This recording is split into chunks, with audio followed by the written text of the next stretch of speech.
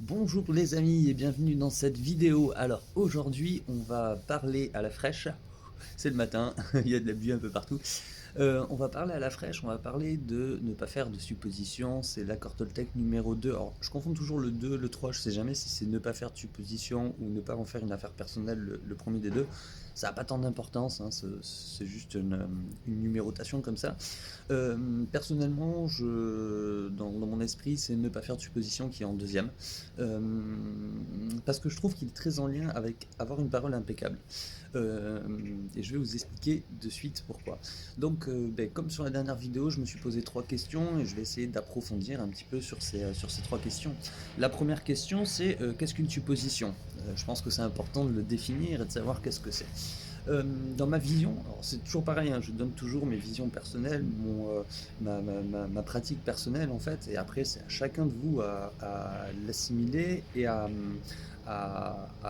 partager aussi si vous avez une pratique différente ou une vision différente, c'est très important, allez-y, n'hésitez pas à partager. Donc la première, qu'est-ce qu'une supposition? Eh ben, la supposition, c'est à chaque fois qu'on va se projeter dans notre esprit. En fait, la supposition, ça appartient à notre mental, ça appartient à notre imaginaire. Est-ce que c'est quelque chose de négatif? Je ne pense pas. Et vous allez voir pourquoi, en fait, on va approfondir.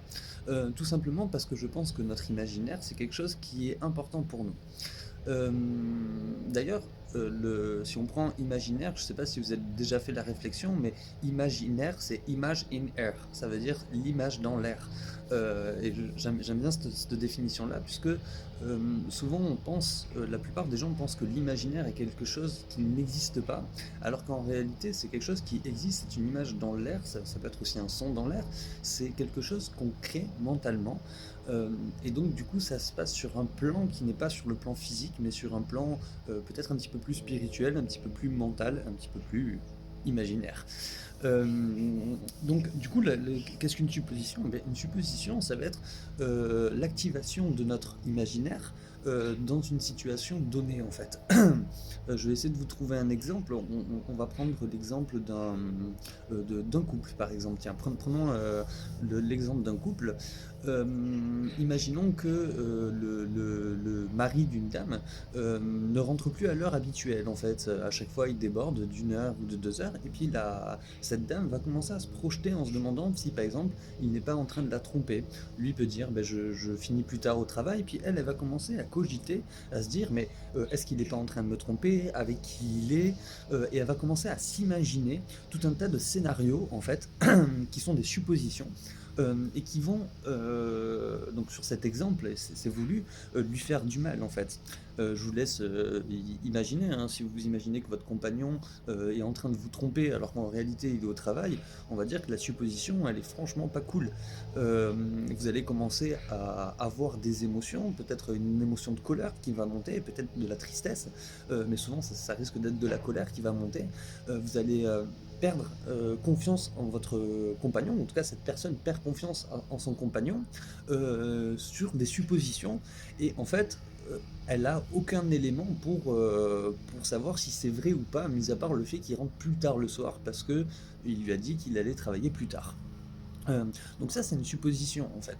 En gros, la supposition, c'est l'utilisation de son imagination pour imaginer des choses qui ne sont pas réelles, pour imaginer des choses où on n'a pas tous les éléments pour savoir si c'est vrai ou pas. Et en fait, on va s'engouffrer dans cette supposition, on va l'enrichir. Plus on va y penser, plus on va passer de temps dans cette supposition, et plus elle va devenir claire, plus elle va devenir limpide, plus elle va devenir émotionnellement forte. Et donc du coup, à partir de là, eh bien, on va commencer à se prendre la tête. Et c'est exactement le terme français, l'expression française, c'est littéralement ça. Quand on fait trop de suppositions, et notamment des suppositions négatives, on se prend la tête. Et pour être heureux, se prendre la tête, c'est pas génial, c'est pas pratique. Encore une fois, hein, les accords Toltec, c'est une philosophie, et c'est, je pense, une philosophie de bonheur. C'est pour accéder au bonheur. Donc ça m'amène à la deuxième question en fait, qui est comment ne pas avoir de suppositions. Déjà, est-ce que c'est possible de ne pas avoir de suppositions? On est dans un monde où on se projette.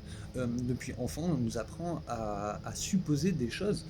Toute notre société est axée sur la supposition. Et d'ailleurs, alors c'est une petite parenthèse, mais actuellement, avec tout ce qui se passe au niveau du Covid, des vaccins, tout ça, les gens sont remplis de suppositions. Telle personne va dire le vaccin c'est pas bien, d'autres personnes vont dire le vaccin c'est bien, mais en réalité, à 99,99999% des gens, on n'en sait rien.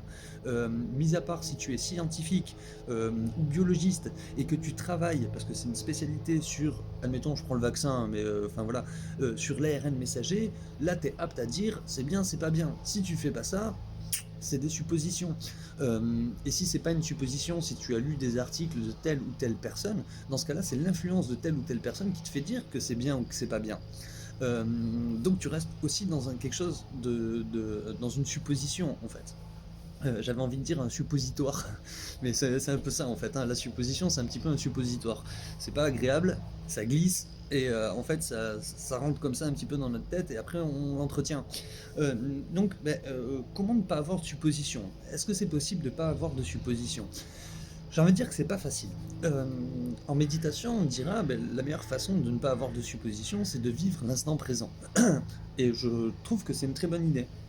C'est très bien de vivre l'instant présent, sauf que nous sommes dans une société, dans un système où on nous a appris à nous projeter. Qu'est-ce que je vais manger demain? Il faut que j'aille faire les courses, de quoi j'ai besoin? Et en fait, à chaque fois qu'on se pose des questions sur demain ou sur hier, qu'est-ce qui s'est passé hier, que notre esprit retourne dans cette temporalité de passé ou de futur, on est dans la supposition. Surtout pour le futur. Mais c'est vrai aussi pour le passé, mais on en parlera une prochaine fois en fait. On parlera temporalité un de ces quatre. Euh, donc à chaque fois qu'on va se projeter dans le futur, en fait, on part dans l'imaginaire. Et comme on part dans l'imaginaire, eh bien on part dans la supposition. Euh, D'ailleurs, pourquoi il y a un lien entre avoir une parole impeccable et les suppositions? Ben, tout simplement, c'est ce que je vous disais dans la dernière vidéo. Quand on communique avec nous-mêmes, c'est de l'imaginaire. On n'a pas de vraie voix à l'intérieur, on s'imagine avoir une voix et c'est avec cette voix qu'on va discuter avec nous-mêmes, qu'on va faire des monologues intérieurs. Et donc du coup, le lien entre la supposition et la parole impeccable, c'est bien l'imaginaire. Euh, donc maintenant, comment ne pas avoir de supposition? Il faut être connecté à l'instant présent. Est-ce qu'on peut le faire constamment? Je pense que oui. Est-ce que la majorité des gens sont capables de le faire? Je pense que non. Et j'en suis désolé. Parce que ce n'est pas notre éducation. Parce que, alors là, je parle beaucoup pour les occidentaux, hein, du groupe. Peut-être que des personnes dans d'autres cultures sont beaucoup plus axées sur le moment présent. Parce que, pour X raisons, euh, on va dire que souvent les gens qui n'ont pas de confort, les gens qui doivent aller chercher de l'eau, qui doivent chasser, qui doivent, voilà, qui doivent faire des choses de base pour survivre, eux ont intérêt à être connectés au moment présent. Quand tu es chasseur et que tu dois aller chasser pour aller nourrir ton village, quand tu es dans la forêt et que tu pars chasser, tu es connecté à la forêt, tu es connecté à ce que tu es en train de faire, tu es connecté à la chasse que tu es en train de faire. D'accord? C'est normal. Sinon, tu te fais bouffer par un guépard, hop, t'es mort, et puis c'est fini. Donc, tu as intérêt d'être complètement concentré sur ce que tu fais et t'es pas concentré en train de te dire, tiens, pendant que je suis à la chasse, qu'est-ce qu'elle fait ma femme? Ok? Donc, pour ces peuples-là, en fait, être connecté au moment présent, c'est beaucoup plus simple que pour nous, où on est dans un monde complètement numérisé, complètement télévisuel, où on nous amène toujours à nous projeter sur des sujets, sur des choses où on n'en a aucune idée. Et d'ailleurs, ça nous donne des points de vue de choses où on n'en a aucune idée. Parce qu'on n'a pas l'expérience de ça, parce qu'on n'a pas l'expérimentation de ça. Donc pour nous occidentaux, ne pas faire de suppositions, c'est quelque chose qui n'est pas facile. Euh, donc du coup, ce que je me suis dit, puisque moi-même je ne sais pas ne pas faire de suppositions, je sais me connecter temporairement à un moment présent, mais il y a toujours des moments dans la journée où je vais partir dans mon imaginaire, où je vais me projeter dans le futur et donc je vais supposer des choses. Par exemple, quand on monte un projet, on a tendance à imaginer des choses pour que ça se passe au mieux et donc du coup, dans ce cas-là, du coup, dans ce cas-là, on, on- comment dire, on part dans la supposition. Euh, Donc je dirais que le meilleur moyen en fait pour pas faire de suppositions, ça va être de faire de la méditation, faire de la pleine conscience, euh, faire toutes ces pratiques qui vont nous connecter à notre corps, à ce qu'on vit sur le moment présent, tout ce qui va être balade en nature et d'être connecté avec la nature, c'est-à-dire marcher au bord d'une rivière, aller en forêt, sentir les odeurs, percevoir les couleurs des arbres par exemple. Tout ça, ce sont des choses en fait qui nous permettent de ne pas supposer et d'être connectés à une réalité, à la réalité. Euh, mais H24, faire ça tout le temps, c'est un petit peu compliqué en fait. Enfin, quand je dis compliqué, c'est que c'est pas facile, vous voyez, parole impeccable, c'est que c'est pas facile en fait de faire ça H24 et peut-être même ça demanderait énormément d'efforts. Euh, Néanmoins, c'est quand même accessible. J'ai un ami qui est pour moi l'incarnation d'un moine. Le mec a même pas 30 ans, il médite tous les jours dès son réveil, il se réveille, il range son appartement, il s'étire, il médite, et c'est ça tous les jours depuis des années. Et quand on parle avec lui, on comprend bien qu'il a une sagesse qui est immense par rapport à son âge, c'est juste impressionnant. Et donc cette personne est très connectée au moment présent tout le temps, tout le temps, tout le temps, enfin en tout cas généralement. À 80% du temps, il est connecté au moment présent, il se pose très peu de questions sur l'avenir, il se pose très peu de questions sur qu'est-ce qu'il va faire demain, il s'en fiche, il vit la vie comme elle se présente. Euh, Néanmoins, on ne peut pas tous faire ça. Alors que j'ai trouvé une alternative pour ça, pour rendre la supposition agréable. Sachant que l'intérêt, c'est d'être au maximum dans la réalité, et donc de moins faire de suppositions. Par contre, on peut orienter nos suppositions. Et ça m'amène sur la troisième question. Comment pouvons-nous tirer avantage des suppositions? euh, Je vous l'ai dit, en fait, la supposition, c'est quelque chose d'imaginaire. Si on reprend l'exemple de la femme qui est en train de s'imaginer que son mari est en train de la tromper alors qu'il est en train de faire des heures sup au boulot, et bien dans ce cas-là, on, on est dans une supposition qui est négative, on est dans un imaginaire qui est négatif, les émotions qui vont nous être amenées sont complètement négatives. Mais on peut faire l'inverse. Et là, la supposition devient intéressante puisqu'elle va nous permettre d'aller tirer des ressources inconscientes pour réaliser des choses. Vous allez voir. J'ai un exemple. Il y a quelques années de ça, on m'a proposé, donc c'était une école des beaux-arts, c'était une élève des écoles des beaux-arts, suite à un vernissage que j'avais fait avec un artiste peintre dans lequel on avait fait de la peinture sous hypnose. Donc elle était venue à ce vernissage, elle avait pris mon numéro et puis un jour elle me contacte. Donc on part boire un café ensemble. Et en fait, cette fille me demande si c'est possible de faire de faire une conférence sur l'hypnose et l'art aux Beaux-Arts. Et moi, à cette époque-là, j'étais en mode yes man, vous savez, je disais oui à tout. Et donc elle me dit ça, et puis je dis bah ouais, ouais, pas de souci, je le fais.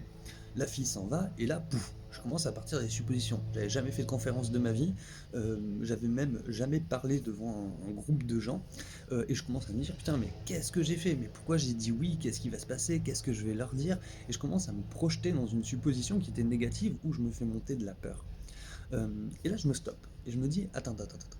Là, je suis en train de faire naître de la peur. Et moi, mon but, c'est que cette conférence se passe bien. C'est pas que j'y aille tout stressé avec de la peur, que je prépare des trucs et que ça m'embrouille. Euh, Ce que je vais faire, c'est que je vais m'imaginer que tout va bien se passer. Et donc j'ai transformé cette supposition de peur en me disant qu'est-ce que je vais leur dire, enfin, comment ils vont réagir, etc., etc., en supposition positive, en me disant, eh ben, je vais y aller, je vais rentrer, je vais parler pendant 1 heure ou 2 heures. Et ils vont me poser des questions, je vais savoir répondre à toutes les questions. Ça va être très fluide. Et puis quand je ne saurai pas, je leur dirai, bah, écoute, je ne sais pas, il faut se renseigner. Et puis à la fin de la conférence, ils vont se lever, ils vont m'applaudir et je vais avoir une stand-up innovation et ça va trop bien se passer. Et j'ai fait ça pendant un mois. Tous les jours, je pensais à cette conférence. Tous les jours, je m'imaginais que ça allait super bien se passer.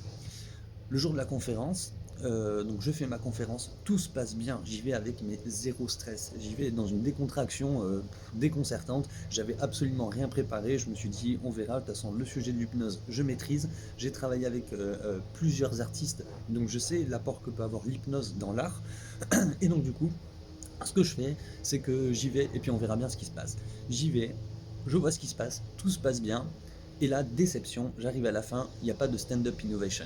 Ça a été ma plus grosse déception, c'est qu'ils ne se sont pas levés pour m'applaudir, ouais, machin, tout ça. Non, le bon côté des choses, c'est qu'ils sont venus me voir après pour me remercier. Et c'était génial, c'était trop bien. Donc j'avais grossi mon imaginaire en positif, en me disant ça va être un truc de fou, ils vont être trop contents, ils vont être trop trop bien. Et ça m'a permis d'arriver sur le moment présent, en toute décontraction en fait. Et c'est là où je me suis dit, bah tiens, c'est marrant, j'utilise la supposition. J'ai supposé que ça allait bien se passer, donc j'ai utilisé mon imaginaire pour imaginer que ça allait bien se passer, pour chercher en moi euh, des ressources inconscientes qui font que le jour J, j'ai pu y aller complètement sereinement.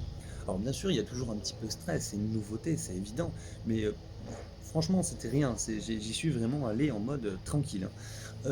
Et je suis quelqu'un de base qui est assez stressé en fait. Je suis pas quelqu'un de complètement relaxé. J'ai appris à me relaxer avec le temps. Mais d'origine, je suis quelqu'un de stressé. Et sur de nouvelles expériences, je suis comme tout le monde. Il y a toujours cette boule de stress qui vient. Là, ça m'a permis, au lieu d'avoir une grosse boule de stress, d'avoir une toute petite boule de stress qui est nécessaire. Et c'est important de l'avoir. Sinon, ça voudrait dire que je m'en foutais. Et c'était pas le cas. Je m'en foutais pas. Mais par contre, ça m'a mis beaucoup de confiance en moi, d'imaginer tout ça, tous ces scénarios positifs, ça m'a mis énormément de confiance en moi.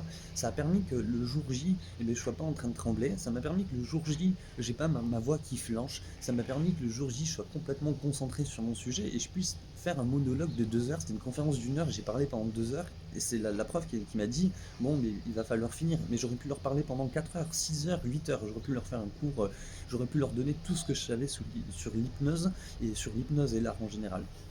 Euh, donc, l'idée, c'est que quand on fait une supposition, euh, déjà, c'est d'identifier. C'est-à-dire qu'à chaque fois que tu vas te projeter dans la supposition, alors comment on fait pour savoir comment on se projette dans la supposition? C'est facile. À chaque fois qu'on s'imagine à la place de quelqu'un, je vais reprendre le Covid, les vaccins, tout ça, il y a beaucoup de gens qui disent oui, mais moi à leur place, j'aurais fait ça. Ouais, mais t'es pas à leur place, t'es dans une supposition, t'en sais rien, t'as pas tous les éléments que les politiques ont pour prendre telle ou telle décision. Je dis pas qu'elles sont bonnes ou mauvaises, hein, c'est que j'en sais rien en fait au final. Si j'étais à leur place, peut-être que là j'aurais tous les éléments et je pourrais prendre une décision en conscience. Mais tant que je suis pas à leur place, que j'ai pas tous les éléments, je peux pas prendre cette décision. Et je peux pas savoir pourquoi eux ont pris cette décision et pourquoi moi je prendrais une autre décision. Euh, donc à chaque fois qu'on va se projeter à la place de quelqu'un, on est dans une supposition.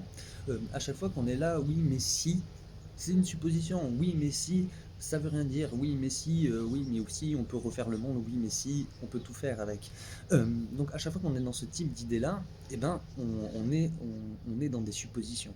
Maintenant, ce qui va être intéressant d'identifier comme supposition, quand on ne sait pas être en permanence connecté au moment présent, ce qui, je pense que c'est la majorité d'entre nous qui sommes comme ça, eh bien, ça va être d'identifier la supposition qu'on est en train de faire. Est-ce qu'elle est positive ou est-ce qu'elle est négative? Quelle est l'émotion qu'il y a derrière cette supposition? Est-ce que ça m'amène de la tristesse, de la colère, de la peur ou de la joie? Si ça m'amène de la joie, de la confiance, dans ce cas-là, moi ce que je fais, et ça c'est très personnel, c'est que je vais amplifier cette supposition. C'est-à-dire que je vais la faire grossir, je vais l'entretenir, je vais penser de plus en plus à cette supposition pour l'améliorer. Parce que je sais que dans le futur, surtout si c'est quelque chose qui va réellement se passer plus tard, ça va me donner toutes les ressources nécessaires pour que ça se passe bien. Donc je vais jouer de cette supposition. Par contre, si je suis dans une supposition où je commence à penser quelque chose de négatif qui m'amène des émotions qui ne sont pas très agréables à vivre, et ben dans ce cas-là, je vais la stopper net. Soit je la retransforme, soit je vais me dire, ok, allez, ma compagne elle est pas là, elle m'a dit qu'elle faisait des heures sup, je lui fais confiance, parce que je sais que je peux avoir confiance en elle, et je vais l'imaginer au travail au lieu de l'imaginer avec quelqu'un d'autre, tout simplement. Je sais ce qu'elle fait au travail, donc je vais commencer à m'imaginer ça, et je vais m'imaginer ce qui va se passer même après le travail, quand elle va rentrer, elle va être fatiguée, et donc comment moi je peux rendre sa rentrée à la maison plus agréable. Et comme je pense à quelque chose d'agréable, ben, ça va être plus agréable pour moi. Et donc du coup, je me retrouve dans une supposition positive, qui est, pour les Toltecs, je vous l'accorde, eux ils disent qu'il ne faut pas faire de supposition. Et je suis d'accord avec eux, on vit beaucoup plus heureux sans faire de supposition. Mais comme on n'est pas tous capables de le faire à 100% constamment, dans ce cas-là, autant utiliser le pouvoir de la supposition qu'on fait d'une manière quand même très naturelle à notre avantage. Et puis petit à petit, peut-être que ça nous déconnectera aussi de toutes les suppositions négatives. Et puis petit à petit, peut-être que quand on aura des suppositions positives, on les coupera aussi. Et on se dira, ok, là je suis en train de supposer ça, c'est cool, ça me fait du bien. Mais peut-être que c'est pas ce qui va se passer, et donc peut-être que je vais me reconnecter juste à ici et maintenant, et puis arrêter de me projeter plus tard. Mais l'idée, c'est quand même de rendre les suppositions beaucoup plus agréables, beaucoup plus glissantes, j'ai envie de dire, pour que ça ne nous prenne pas la tête. Parce que quand ça nous prend la tête, eh ben on est complètement déconnecté du moment présent. Ok. Si on se projette dans quelque chose de positif, on peut se ramener plus facilement, à mon sens, plus facilement dans le moment présent parce qu'on va préparer ce projet-là, préparer cette supposition-là. Ok? Si par exemple pour cette conférence, je m'étais dit, bah, tiens, pour que ça se passe super bien, il faut que je fasse un PowerPoint, bah, qu'est-ce que j'aurais fait? J'aurais créé un PowerPoint pour que justement la conférence se passe bien. Dans mon esprit, je me disais juste, je vais y aller en freelance, comme ça, en mode freestyle, et ça va bien se passer. Donc c'est ce que j'ai fait. Mais si j'avais eu besoin de préparation, si j'avais senti que la préparation était importante pour moi, bah, dans ce cas-là, j'aurais préparé par exemple un PowerPoint. Euh, donc voilà pour la supposition, voilà ma vision de la supposition. Si vous avez des questions, si vous avez une autre vision aussi, c'est très intéressant puisque je pense que c'est un sujet qui est très large aussi, la supposition. De toute façon, les accords Toltec, c'est complètement large. Je vous invite à le dire en commentaire. Dites-moi ce que vous en pensez, dites-moi comment vous voyez la chose, dites-moi si vous avez des techniques aussi pour couper la supposition. Au passage, alors je vais pas le poster là directement sur le groupe, mais parce qu'il faut que je la retrouve, j'ai une vidéo aussi pour stopper le mental. Euh, c'est une vidéo très courte qui permet de... C'est un audio en fait, c'est même pas une vidéo, c'est un audio que j'avais fait qui permet de stopper le mental. Alors ça marche très bien temporairement, mais j'ai beaucoup de gens aussi qui m'ont dit que sur le long terme, ça leur avait fait énormément de bien. Le mental a tendance à revenir, mais il revient d'une manière beaucoup plus douce. Donc je le mettrai sur le groupe de formation, sur l'académie que je suis en train de créer là, où tout sera remis, tout sera emboîté, comme ça vous pourrez aller chercher ce dont vous avez besoin. Et petit à petit, c'est quelque chose que je vais améliorer. Donc cette audio sera mise dessus, mais si je le retrouve dans la journée ou d'ici demain, je le mettrai aussi sur le groupe.